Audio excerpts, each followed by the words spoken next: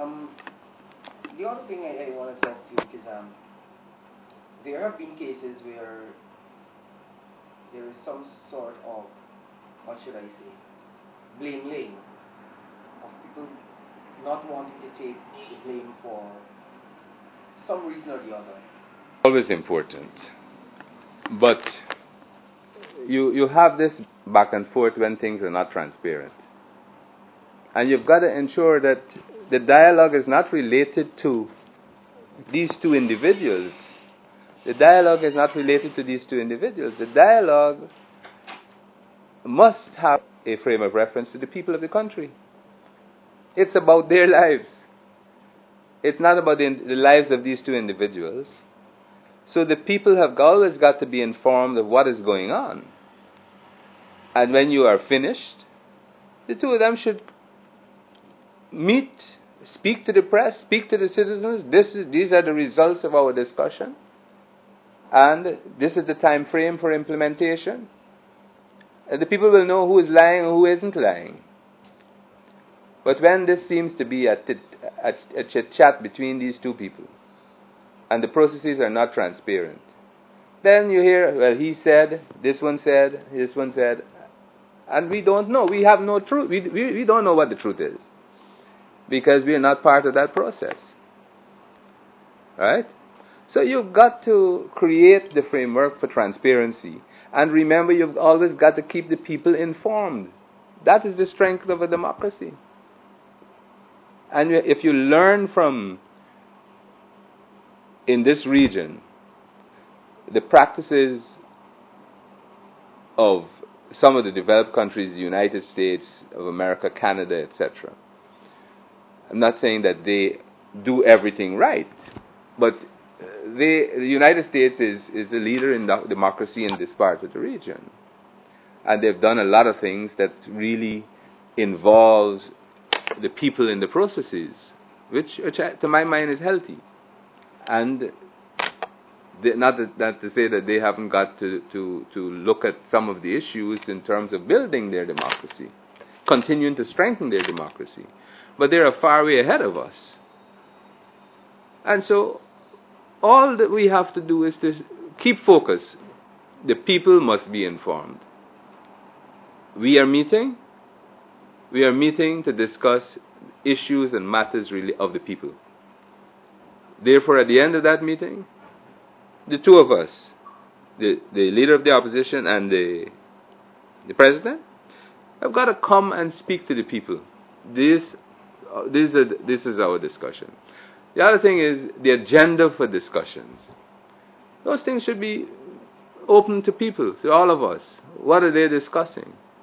What are the specific issues that they're discussing? There may be some things like security which you can't say everything at all the time, but most things you can say. Right? So those are some of the things that we have to change in the country. But are you prepared to? Of course. Because I said to you, dialogue is important. The other thing, at the last PNC press conference, and this I think is more or less direct. Executive member Mr. Norton seems to be directing his venom at you as it relates to not knowing what's happening in the party. He has claimed that you were out of the country and you haven't been involved in what is happening within the party, and in essence he is saying that you're not a suitable candidate to maybe take over the party leadership. What is your response to that? Well, look, Comrade Norton has expressed his individual view, and therefore, in respecting freedom of speech, he has that right to express his own views during a party's press conference. Therefore, although it's a party's press conference, I think he's expressing himself individually, and that's his right as an individual to fight. And respecting freedom of speech is a very critical issue. we are, as I said, we are going to have differences of how we perceive the issues. And he, I think, was reacting to the issue of access to forms for renewal, etc. And we had a difference. I perceived I was having a difficulty in, and other people who have reported to me, of having access to forms in a timely manner. And I had mentioned that to someone who sent an email. I didn't send the email. But that is my perception, that it is not timely. He may have another perception that it is. He may feel that the forms, he did say the forms were in his car, but I mean, that's private property, you know.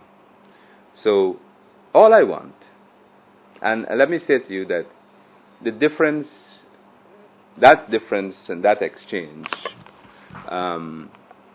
doesn't mean that we have a rift in the party or you have a faction in the party, because as I said to you, I'm not going down that road. I am not going to see, because we have a difference, I am going to see Aubrey as an enemy of mine or anyone. We have to find a space to discuss that issue, because I'm sure there is greater commonality between Aubrey and myself with respect to how we see where the party should be going. So I'm not going to allow myself to get into some little issue based on his individual right to express his views. I mean, I obviously don't agree with what he has said, and that's his right to express it, and that will not deter me. But I think there is a greater commonality in terms of our views with respect to where we want to take the party than this one issue. So I'm not going to get caught up into seeing that as a major issue, and he's seeing me as an enemy and I seeing him as an enemy. That's not where I want to go at all. Just your general views, since Mr. Corbyn would have assumed leadership of the PNCR following the death of former President Desmond Point. In your own estimation, what is your assessment of his stewardship of the PNCR? No, I said last August, when I was asked more or less a similar question by Miranda LaRose, and at that time I said I thought that he could be more effective, and there may be reasons for the problems of the party, but I do not think that our party has been as effective, and I do not lay the blame totally at his feet. But as a leader, he has to, carry. Any leader has to carry and shoulder that blame with respect to the performance of the institution. I know he's not well now, and I do hope that he has a speedy recovery. But we have to separate the two issues. His personal health, yes, is one which I hope that he will recover as quickly as possible. In terms of the functions, that's a different issue. And obviously, I wouldn't have been challenging if I thought that the performance in that position was optimum. So hence, I am challenging, because from my own viewpoint, I do think it has not been optimum, and it has not given the party the strength to respond and represent the issues of the people that I think we need to move on and represent those issues.